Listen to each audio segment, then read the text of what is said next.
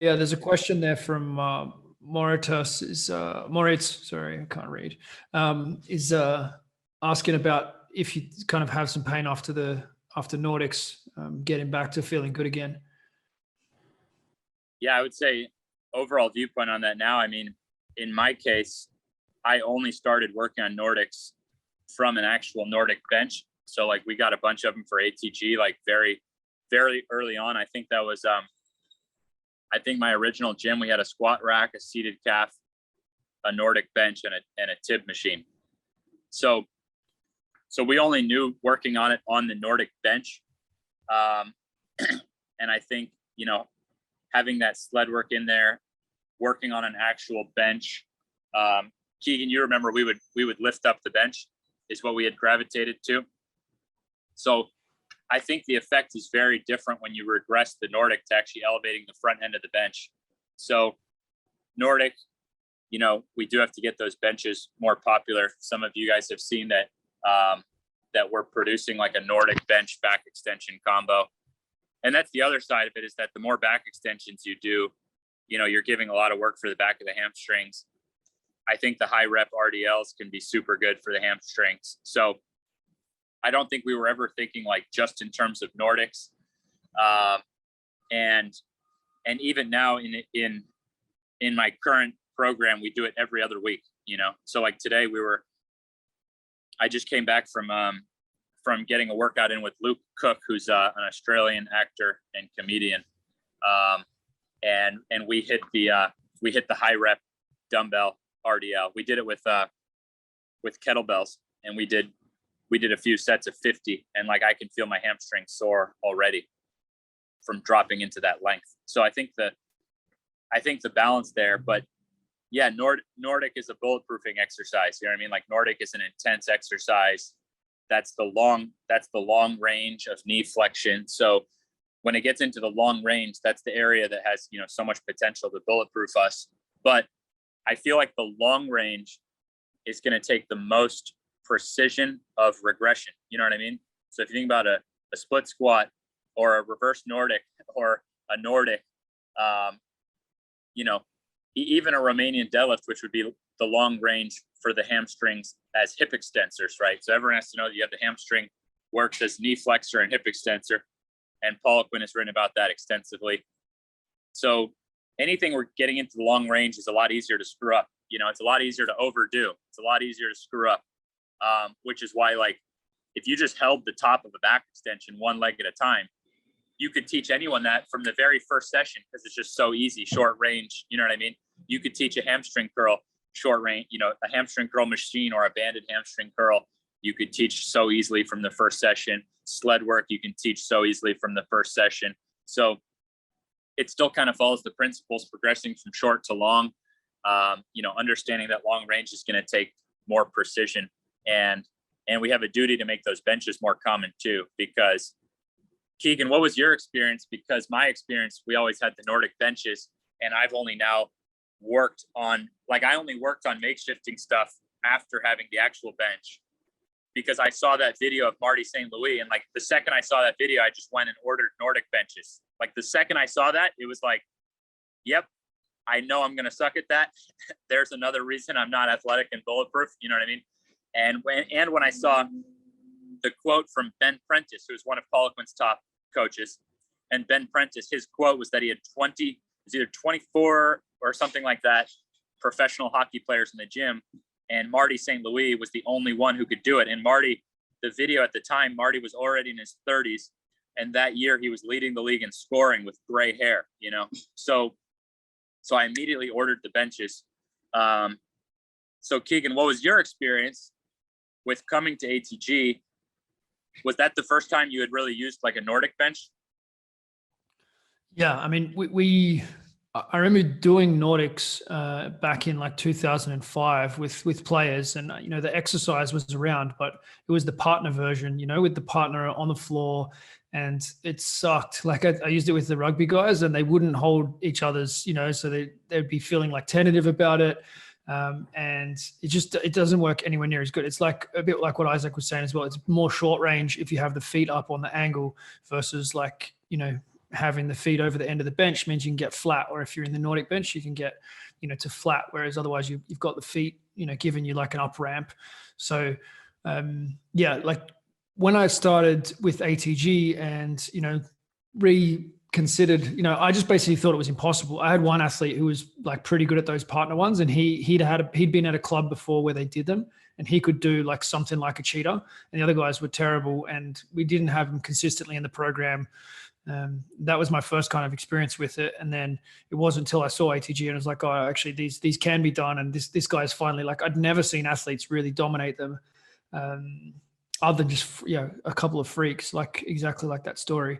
But using the bench with the strap was actually pretty good. Like I do sort of like that with the variation there from Mr. Infinity. And, I did it one day, just cut the ring strap off and just thought, like, this is actually pretty good. And like I still don't mind that method, but it's a lot messier than having the bench. I think the bench is still better. I think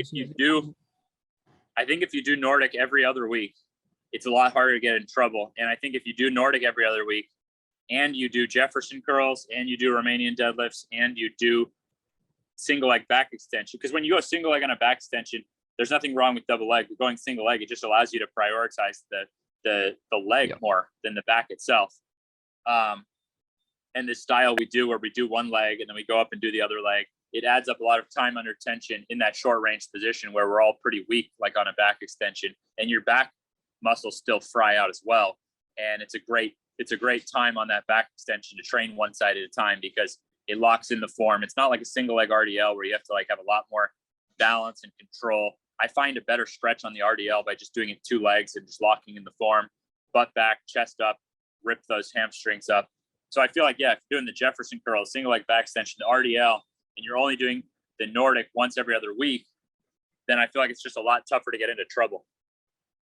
Yep. And the higher reps being the key. Like we could talk about short to long range, but the high rep stuff is powerful in itself. Whichever exercises you choose out of the list there that you've talked about, going into the high reps is, I think, where you decrease the risk of injury and you increase the blood flow, you increase the healing factors. Like there's so much good just from that high rep, whichever exercises.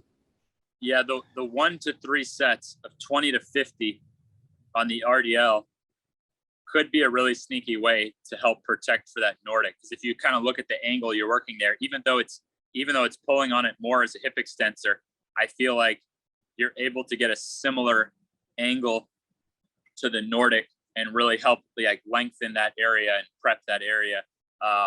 And for guys who've trained with me, they know that like I don't spend that much time on my hamstrings, but I can always do a pretty good front split. And I think that time and dedication to the Romanian deadlift, I think actually goes a long way for just protecting that hamstring in general. Whereas a lot of systems from CrossFit, even some of the better flexibility systems that do use Jefferson curls and stuff, I feel like they kind of miss out on some of the goals of a Romanian deadlift that's really dedicated to using your best hamstring length. And that's the main reason I'm going with the dumbbell or kettlebell version is to make sure that you're sifting.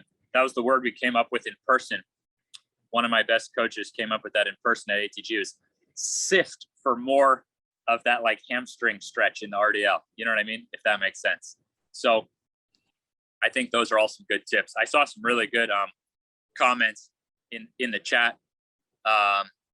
And someone was asking like what they should do daily for their back, and back is one of those interesting ones because it's in between a lot of things, but I don't, others can chime in on successful results they've had with the back.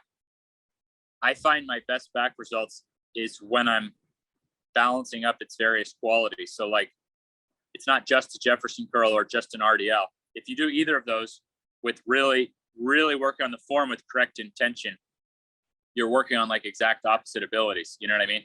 So with the Jefferson curl, you're like trying to round, and with the Romanian deadlift, you're trying not to round. So that'd be like a really simple example. And then throwing a single leg back extension where you're getting some balance between sides, throwing a QL. And now it's like you've covered a lot of the ways that you could even like get into trouble with your back. And where I see the people with the most issues with the back, there's usually like something in that chain that's like much worse than the other parts. You know what I mean? I haven't seen a whole lot of like mysterious long-term back issues. One of the best guys I've ever seen at deadlifting, and he had like the worst Jefferson curl. Like he couldn't like compress at all. And he was very prone to major back issues when he would squat and stuff. He was trying to be a bobsledder, and in bobsled, you actually have to get kind of into like a bit of you actually have to like compress to get into it. And he really struggled to even get into that position, even though he can deadlift over 700 pounds. And so when he would start to squat heavy, he'd often be out for like months with like back injuries. And what he did is he used the back extension to rehab himself, because the back extension almost makes it like harder to screw up. And you can actually start with the back extension. You can work on that compression, but it's harder to injure yourself on a back extension. So hopefully those are some good, tips for someone to think with in terms of like, what should you do daily for the back? I think it's not so much what should you do daily, but like identifying all the components that you need. And then how do you train them enough? Like, how do you train them hard enough to coax change, but not like injure yourself in the process? And that's where some of these tools like the back extension or the higher rep on the RDL, some of these things can come in where you have much less chance of injury, but you're still able to get like very strong effects from it. Love it. There's a question there. I don't know if you can see the one from Chris. He's asking about he had a nasty ankle sprain and still feels like his Achilles and ankle strength is down. Tib raises, KOT raises, sleds, flossing, anything else? Coming from Chris Page in Florida. I think when I jumped in, I think that must have been above what I could see, but I feel like ankles are one of the gnarliest ones that hang around. So I think my right ankle myself, that was like my unlucky ankle that I would sprain in basketball. And I think that one hung around a long time. And I think without the loaded tibialis work, I think it probably still would have hung around. So there's something about getting that load into the tibialis work that for past ankle sprains, I feel like we don't quite get into those tendons and ligaments with just a basic tibialis raise, or no matter how hard we hammer away at the back of the ankle, if we don't get to those tendons and ligaments really deep in on the front of the ankle, I feel like our body will just cling to that scar tissue and it'll always be jammed up against itself. So that was the only thing for me, I think, that really got me over the past ankle sprains, was getting into the loaded tibialis work where you're actually giving, a pause at the bottom range of each rep with enough load. I don't know. Has anyone else had that experience with past ankle sprains?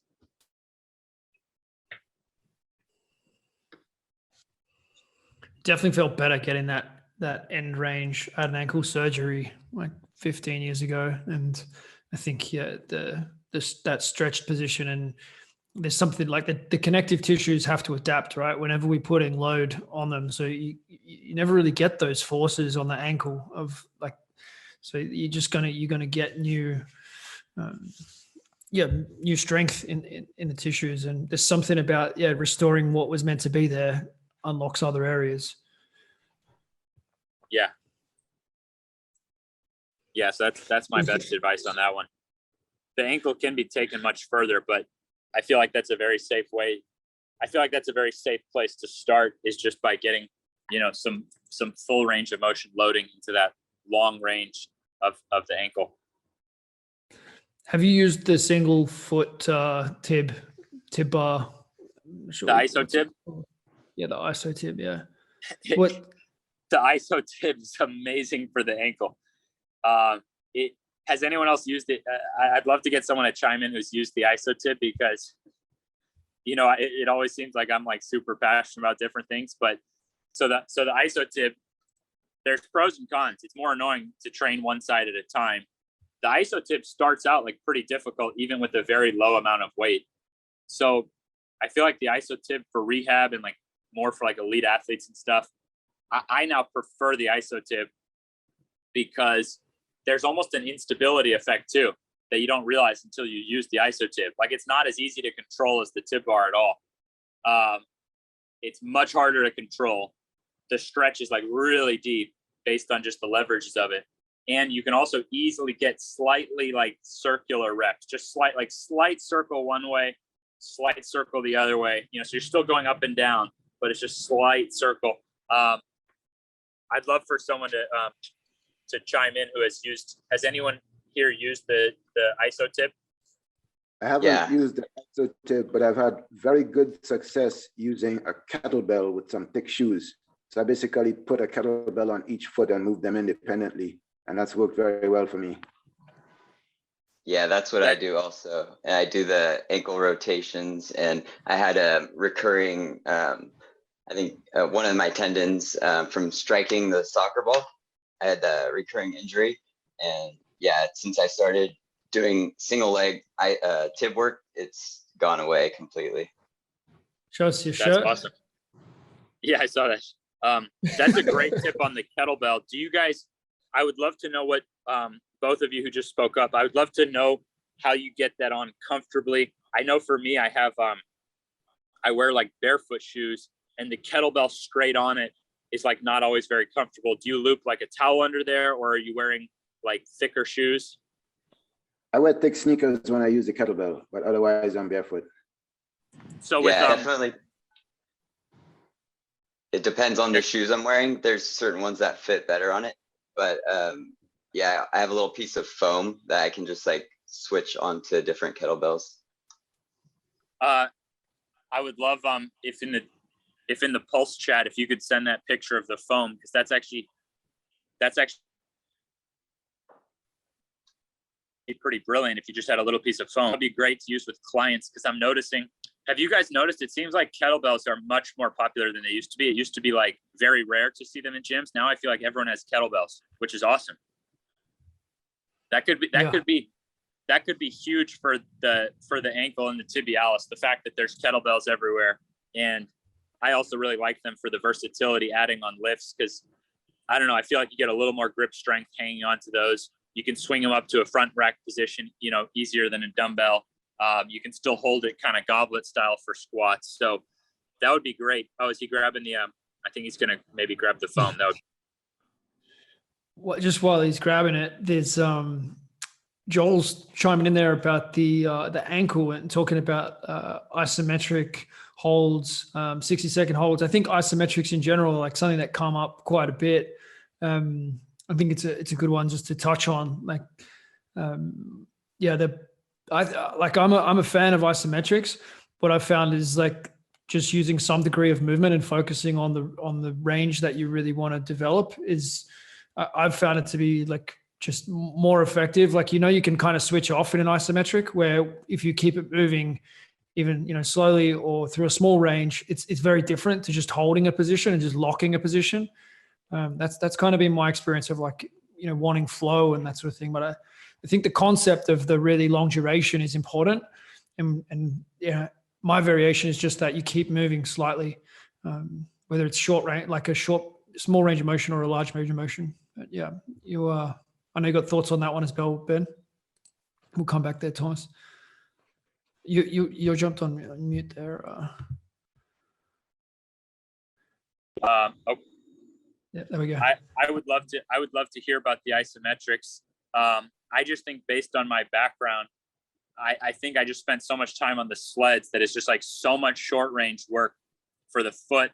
I also think that might have been actually a hidden weapon on the sled, is when we identified, okay, we're not just using the sled to just like run with a light weight. Like, we're not treating it like a running exercise. Like, we're treating a forward sled push like as its own isolated big toe, foot, ankle. So I think that combined with the loaded, I mean, anyone who's been following me for a while knows that I had those Watson tibialis machines, which the tib trainer, which is unilateral, gets a really nice stretch. I had those in my gym before the tib bars were even around. You know what I mean? And I was trying to come up with makeshifting for that. So I've been doing long range ankle work for a long time. and doing like intentional controlled forward, sled driving. So I just think that's why I like, if I can get some motion into it, then I prefer that. But it doesn't mean isometrics aren't a great tool. So did you say that Joel was on the call and is he here? Yeah. I was talking about, I've been doing some ankle isometrics, some stuff I was learning through Cal Dietz. I'd love to hear about that, because I think that's I think the more that we understand our tools, then it's like, okay, I don't have a tibialis trainer on hand. I don't have a sled on hand. You know what I mean? Like, so what have you been doing with that? It's been a lot about kind of like the ability to transfer and absorb force in those different positions through jumping and sprinting. And he's got 5 different ankle positions, or 2 different ankle positions, 3 different thigh positions to hold in that kind of mimic a jump or a sprint or an acceleration phase. Smart. And the isometrics are just allowing you to load to a higher degree than you might be able to through like a full range calf raise. Yep. So it's smart. Developing the ability of your muscles to hold that position as you try and accelerate, rather than just the ability to like absorb it. Yeah, that's really smart. Can you send us like some photos of the positions in the Pulse chat later? Yeah, I can take some screenshots or something or just take some photos of my ankles and the positions. That's awesome. Yeah, and I think that's pretty similar to all the forward sled driving, in the sense that, like, unlike a calf raise, when it comes to the forward sled driving, like, you're in that position, but you're launching, like you're not letting your ankle be overcome, right? So if we're just doing calf raises, which I love, but we are letting ourselves be overcome, and then we're going back up. Whereas with the sled, we're just racking up so much short range work. So from the knees to the ankles, we're not letting ourselves be overcome, right? So to give you an analogy, I think when everyone has this aha moment, it gives a little bit of a different perspective on the sled, and why the sled might be so helpful, right? So let's think if I'm training my mother, and what do you honestly think would happen if I put 1,000-pound squat like on her back? Like something would probably break, like she would probably break bones, or she would get severely hurt, right? But if I put 1,000 pounds on the sled, it just wouldn't move. That's because when we lift weights, we're allowing ourselves, like, we're letting the weight overcome us, and then we're coming back against the weight. Whereas with the sled never overcomes you. Only you move the sled. The sled never moves you. With weights, the weight moves you, not just you moving it. You see what I'm saying? So I think that with the sled, we're actually getting a ton of those, whether it's backwards or forwards. We're repetitively getting foot positions and knee positions and even hip positions where we're not letting the weight overcome us. We're overcoming it. And I think that's why I've noticed for myself, in people I've trained, I've noticed the most correlation between the freaky athleticism and how well someone does on a sled versus just weight room exercises. So I think that what Joel was saying about the isometrics and how you're not letting it overcome you, I think that's a very similar concept. And I think you could get a lot of those. I think that isometric concept, you could get a lot of the benefits of a sled even without a sled. So that would be a great help, Joel, if you can send those in the group chat. I'm looking at further comments in the chat now. Yeah, so Cal Dietz has a great ankle rocker program, and I'm pretty sure that's what he's referring to, those ankle positions. And so a lot of it, the stuff that I've studied too, because Cal's like my dude. So like I know exactly what he's talking about, and it's a lot of it is you putting those athletes, like one of them be like your heel floating on a bumper plate, and then I take it and do hold our ATG split squats with it. And for Cal, like a true isometric is going to failure. Like there's no movement in an isometric by definition. So like Keegan's talking about a super slow eccentric, which is crazy tough, but it's not the same thing. And Cal's over there loading, females with 500 pounds on a single leg split isometric, and then you basically crash into the safety bars at the bottom. But those ankle rocker, he's got a little ankle rocker manual that's pretty good based on just those holds and strengthening the foot. So there's a lot of correlation. That's why I love mixing the two. So that makes a ton of sense. And, you know, that explains why I love the sled so much, right? Because I can get, you know, an unbelievable workout for myself, and so can my mother, you know, and I wouldn't, you know, getting into some of those, getting that motion on the sled, the blood flow is unbelievable, and anyone can do it. And, you know, even with the isometric, you do have the risk of like how much you're putting against yourself. So it's a very similar method. And I think that's why a lot of the, you know, Poliquin philosophy of like really, you know, I did a lot, you know, of study and work with Poliquin stuff. And I think that is very focused on like controlling on the way down and stuff like that. And, you know, we have a big focus on really controlling, you know, the weights we're using. But I think that's where the sled comes in, is that it's this like, I feel like the sled is this long-term secret weapon that allows us to recover faster, heal faster, get incredible blood flow, get crazy athletic. So I feel like the sled is so opposite of control. You know, take like an ATG split squat with excellent control. The sled is so opposite of that I feel like they come together extremely well. So I feel like the end goals we're going after are actually really the same as Poliquin's end goals and as Cal Dietz's end goals. And just so you understand, in Poliquin's case, he was often looking for these freak athletes, and then who had that spring, and then getting them strong through full ranges of motion with control on the way down. So like if you take like a freak basketball player, for example, and then you get them good at like a controlled 1 1/4, you know, squat, they're going to fly. But if you do that with a shit athlete, they're still going to need, I feel like, the years of that sled adaptation to have that freaky pound for pound, you know, short range strength that the natural freaks have. So that's where I feel like the sled is that bridge. And you see all these shit athletes trying to do these French contrast workouts and plyometrics and stuff, and staying shit athletes, and honestly getting even more and more injured because they're trying to get to what the natural freak athlete has, but there's so much risk in the process and their joints are in pain.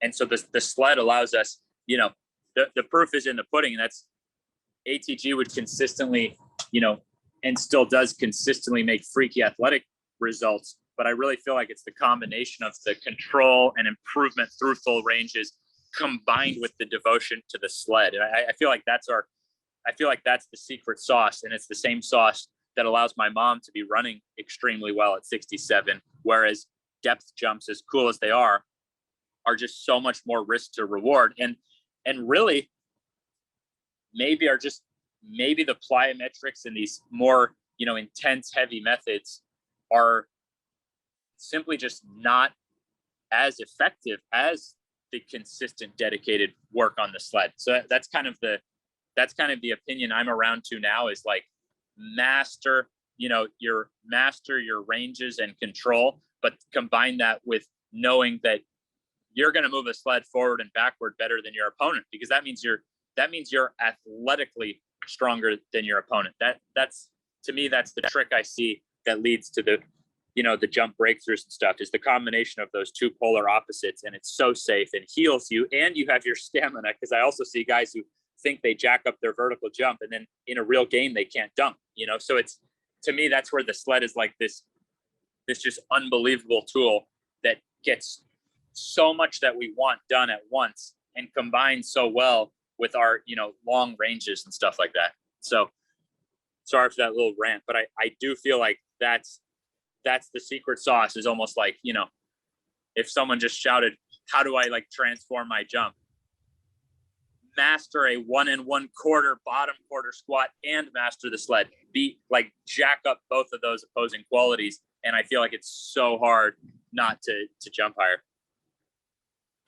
Yeah, I think what you're getting at largely too behind the scenes is we as in people in the industry, we do too much of that plyo stuff too soon. We haven't prepped the body for it, right? Because we want to get on to the next sexy thing and what these other elite athletes are doing, and we haven't built that base yet.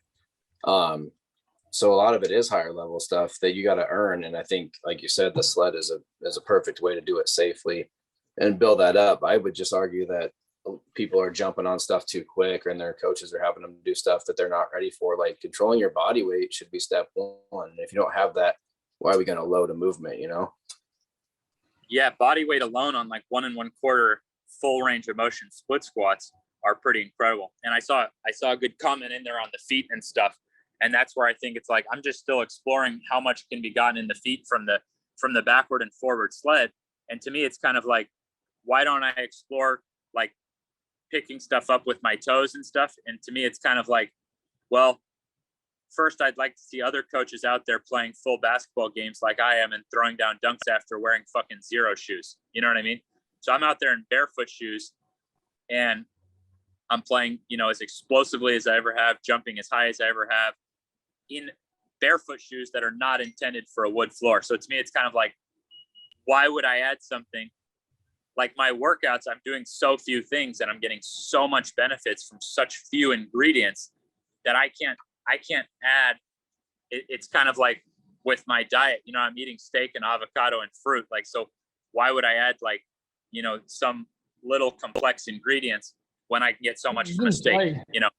Probably terrible to switch the whole conversation to steak, but to me, that's kind of like, to me, sled is steak, That's a good t-shirt. Thomas, you should get that. Sled is steak. That's your next shirt for the next time we're on this chat. The fact that you didn't play for like a year there as well, and then you went straight back and played in the barefoot, like that speaks a lot to it as well. So it's not like it's just adaptations from the game that allow you to do that. Like that was a really good test of the system, to not play for a long time and then go back, play, dunk. Because you're missing the specific stuff. Yeah. Yeah, that was my only sad thing about coming back to LA is I was so much fun starting to play basketball again. And it was really so much easier than I expected to be able to go play, on a wood court barefoot, and felt so freaking good. And consider also that puts me like an inch closer to the ground. So even for the jumps, like you're not getting much advantage there to jump. But I think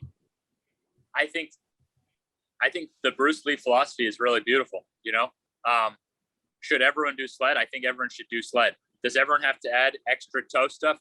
No, but could that be life-changing for someone to add? Absolutely. Like, I feel like there's so much you can add that's uniquely your own, right?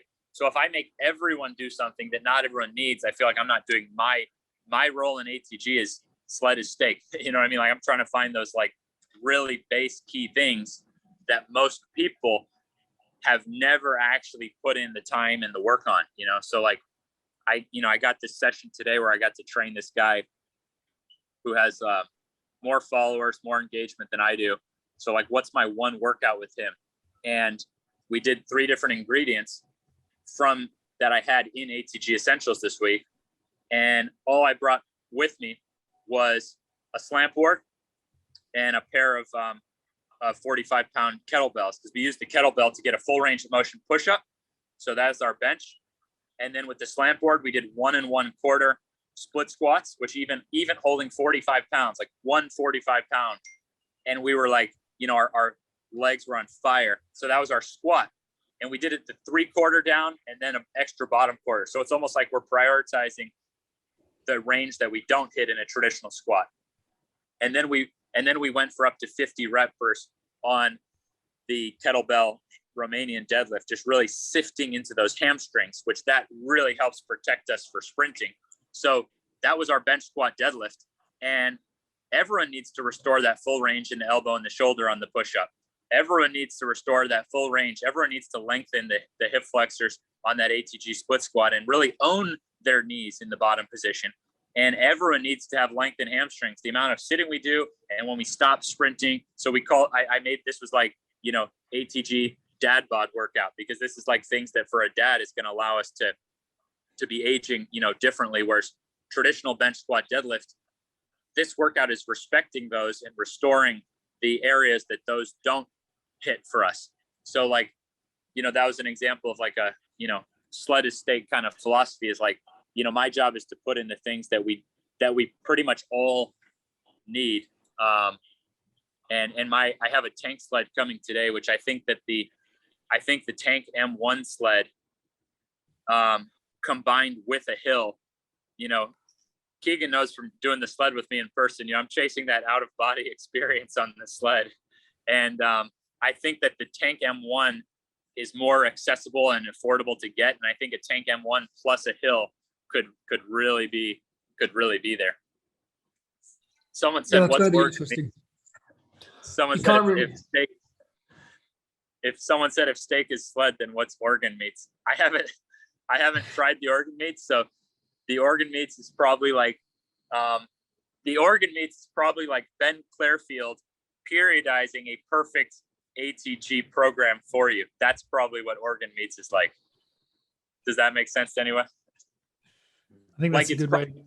It's probably better, but my role won't be to try it, because not everyone will want to try it. My role is to still see, how athletic can I get on the stuff that everyone's willing to try, because everyone's willing to try a sled. You know what I mean? Anyways.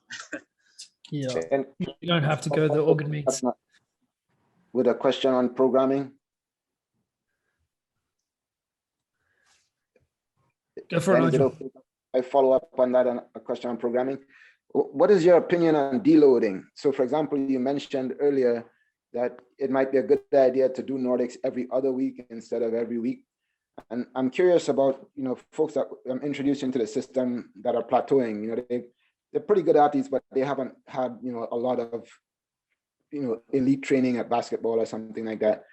And I think lots of other coaches like Chris Sommer and a lot of gymnastics people and the running coaches recommend sort of deloading every 4 weeks or something, like cutting your volume in half to allow the next jump. I was curious if you use that type of philosophy or if you had any thoughts on it. I heard the whole question, but I didn't hear if the question was for. Oh, sorry, you didn't hear if what? Oh, I heard the whole question, but when it was introduced, I didn't hear if the question was for Keegan or I, but we could both chime in on it. Oh, well, I was curious with your programming, Ben, or what you did in your recovery, if you used deloading or you just stay consistent. Okay, good. And my wife needs my help with the baby, so this will be my last question that I'm able to do right now. But I would love to keep these regular every week with the Q&A. So, the truth is, I do it instinctively. Like I don't plan that out. I really like a variable amount of sets. So like in this week, I have like 3 to 6 sets is what I'm using. And, so that can really vary. Or I said, like, my favorite thing with the RDL is 1 to 3 sets of 20 to 50. That's a huge, 1 to 3. So that's anywhere from 20 to 150 reps. So like, here's like a live example of what I did with this guy today. We set up the push up to the bottom quarter split squat to the, or I guess you'd call it a 1 1/4, or technically a 3/4 and a quarter split squat to the high rep Romanian deadlift. Those are all 3 ingredients from this week in my exact program, which I always send in a week ahead of time through the chat, so anyone can see exactly what I'm doing. And we just instinctively did it. So we didn't count reps on the push-up. We just went till we got to like a really nice, like almost kind of like perfect form, like failure point, but like really pausing. Like I didn't want to be counting because we wanted to be like really embracing the form. With the split squats, we did count 10 reps per set. We went body weight on the first set, and then we held the weight on the second and third sets. And on the deadlift, the first round we did 50 reps with the 45 pounds each hand. The second round we just did 40 reps, and then we skipped to the third round because I could already feel for both of us that our hamstrings were going to be sore. So that was a pretty low. We only did 8 sets in the whole workout. You know what I mean? So I feel like we did 3 sets push up, 3 sets split squat, 2 sets RDL. So I think that I personally, I like to just do my training instinctively. So I'm giving people variable amounts of volume. And today was supposed to be a stretch day, but I only had this one workout with this guy. So I used other ingredients from this week, and I intentionally like skipped the split squats on Monday since I knew I would be with this guy. So I'm still following the exact like volume that I've laid out in the week, but that's what I personally like to do. And not that everyone has to do that, but some people may enjoy that for their athletes, is using a variable amount of volume so that you can really base it. You can judge by your athlete. How are they feeling? Do they have a game tomorrow? So for me, it's like, if the athlete has a game tomorrow, they're not skipping the 1 1/4 split squat, but they might just do the minimum amount of volume. And I just see that leads to better gains, is taking each session in the moment. But that's just one way of doing it. That's how I like doing it. And so my stuff is often pretty unorthodox. You know, not a lot of workouts will use like such a variable amount of volume, but that's what I like. I like people to have a win on the session. I think there's a big hormone impact when you know, like that, you know, even if you do the minimum, that it's still effective for your body. And we actually, as a warm up, we did backward hills as a warm up. So I also feel like all that work backwards on the sled, or, you know, hill is a decent makeshift, but all that sled philosophy, you get so much out of your workout, even if you don't then do a ton of volume of your workout. And for like an athlete, that's awesome because the sled doesn't make you sore. You know what I mean? So I would have the athlete could still do just one good set of dumbbell RDL could keep that quality developing while still being in season. So anyways, that's my philosophy on the deload. Is I don't like to plan it out. I like to do it instinctively, approaching each session with the person. And actually the guy that I was training with today, he was like crushed, even just what we did. I was judging his indicators as well. I wanted him to have a win on the workout. I could tell that if we did a third set of the dumbbell RDL, I could tell he was going to take a loss. I could tell if I made him try to go to 50 on that second set, he was going to take, I mean, he was like puffing and puffing. His legs were on fire, even with the body weight split squat. So that was kind of my approach. Is I was training him and I was observing his indicators, and I was going to let the session, you know, go where it went so that he felt a really good win on the session. But unfortunately, that's all the time I have for today, because I just had this 1 hour blocked off for it. But anyone can still throw in any questions they have onto the Pulse chat. Just make sure to use the @ sign with my name, because then when I open it up, it shows me all the questions for me and I'll answer everything. But I think that was a great question on the deload. Doesn't mean it's the only way to do it, but I love, to me, training is such a joy. It's such a privilege that I try to approach every session, if I'm training someone, as like, I'm trying to give them a masterpiece of a workout. And that also means giving them, like, working them hard enough, but not too hard. So hopefully that helps. Here's my little,